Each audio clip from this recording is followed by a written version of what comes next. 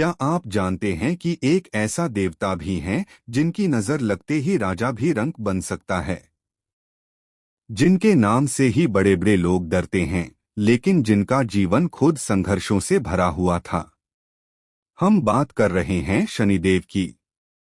लोग सिर्फ डरते हैं उनसे, लेकिन आज की ये कहानी जानने के बाद आप उन्हें एक नए नजरिए से देखेंगे।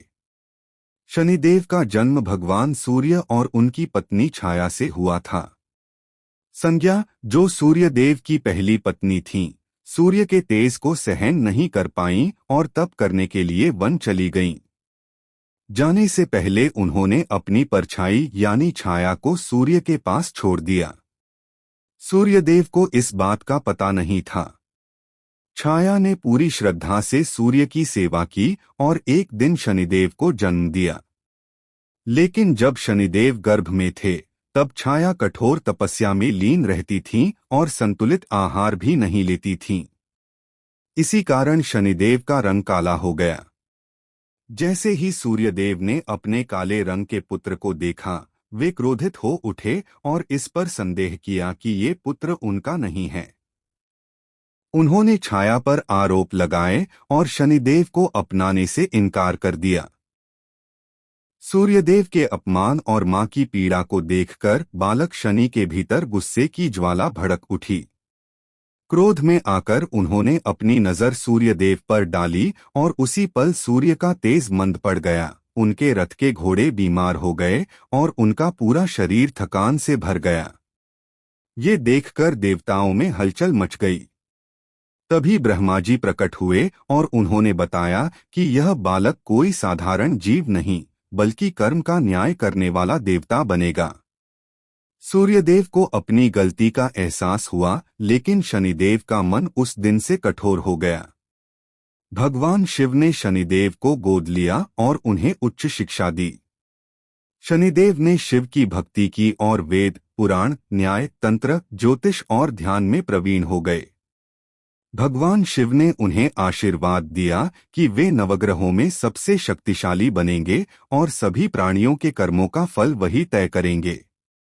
शनिदेव ने उसी दिन से संकल्प लिया कि वे सच्चाई और कर्म के रास्ते पर चलेंगे और कभी किसी से अन्याय नहीं करेंगे। लेकिन शनिदेव की दृष्टि बहुत तीव्र थी। जब पहली बार उन्होंने अपनी मां छाया को देखा तो वे मूर्छित हो गईं। पिता को देखा तो उनका तेज कम हो गया।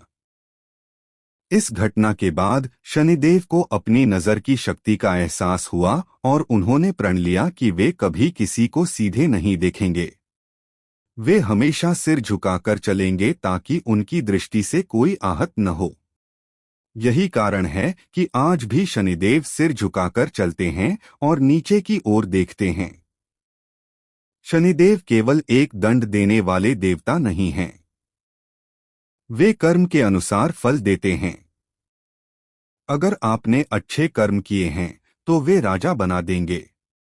लेकिन अगर आपने गलत कार्य किया है, किसी का दिल दुखाया है, अन्याय किया है, तो चाहे आप कितने भी शक्तिशाली क्यों न हो, शनिदेव आपको आपके कर्मों का फल जरूर देंगे। रावण, कंस, दुर्योधन ये सब बड़े शक्तिशाली थे, लेकिन शनिदेव की दृष्टि से नहीं बच पाए। शनिदेव की साढ़े साती और ढैया का नाम सुनते ही लोग घबरा जाते हैं।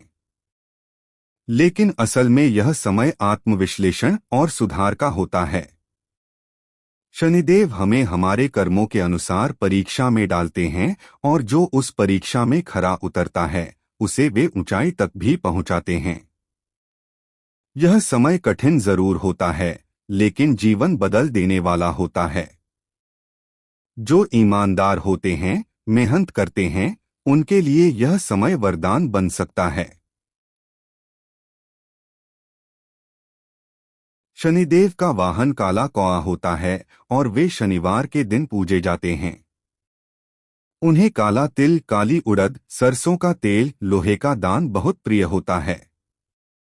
जो भी व्यक्ति सच्चे मन से, बिना छल कपट के शनिदेव की पूजा करता है, उसे वे कभी खाली हाथ नहीं लौटाते। शनिदेव की ये कहानी हमें सिखाती है कि जीवन में केवल रूप, रंग, पैसा और शक्ति मायने नहीं रखते, बल्कि हमारे कर्म ही असली पहचान होते हैं। शनिदेव हमें यही बताते हैं कि न्याय से बढ़कर कोई धर्म नहीं है, और अगर आप सच्चे हैं तो कोई भी ग्रह, कोई भी ताकत आपको नुकसान नहीं पहुंचा सकती।